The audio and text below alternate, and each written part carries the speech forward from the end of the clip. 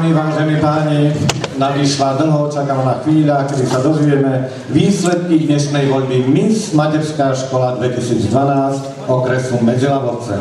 Poprosím predsedu poroty inžiniera Ivana Soleja, aby prišiel vyhlásiť výsledky.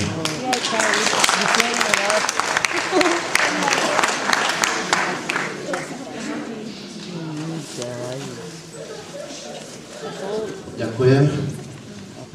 Príjemný dobrý večer. Na úvod, milé dámy, vážení páni, dovoľte, aby som sa poďakoval našim dnešným účinkujúcim. Skláňam pred nimi hlavu. Proste naša televízia hľadá talenty v televízii. Československo hľadá talent.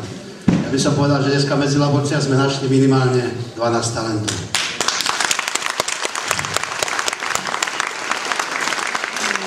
Sa mi rozprával, lebo prežili sme spolu, myslím, jeden krásny večer. V prvom rade samozrejme chcem sa poďakovať im. Sú to krásne dámy, predpokladám, že je pred nimi krásna budúcnosť. Chcem sa poďakovať ich rodičom, ich súrodencov, ktorých pripravovali na túto súťaž. Klobúk dolu, pretože ja mám problémy rozprávať teraz, lebo ma to nadchlo.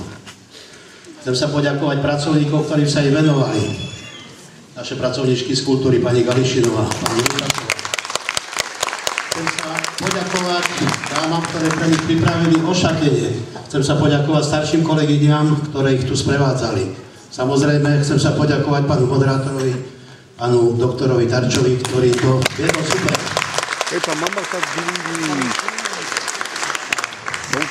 Myslím si, že budúcnosť tieto decká majú pred sebou.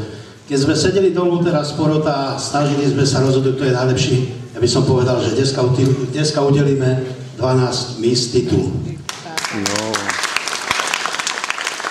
Ale samozrejme, že niekto musí byť, porota mala veľmi ťažkú úlohu a preto po ťažkom, ale ťažkom rokovaní sme dospeli k takýmto výsledkom. Ale vravím, či už to bude Miss Sympatia, Miss Talent, Miss Rusinka, Miss Vlasy, Miss Poroty, Miss Modelka, Miss Úsmev, Miss Princezna, Miss Bábika, prvá mise, Miss druhá vice, Miss celková miska. Myslím si, že všetky boli super a všetky si zaslúžia obrovský potlesk.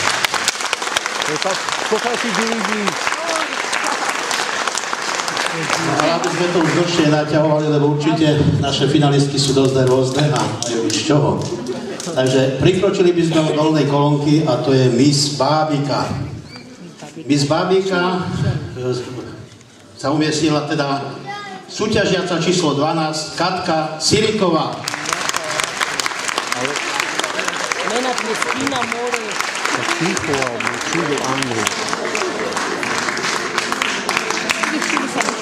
No povedzte, nie je ako Bábika.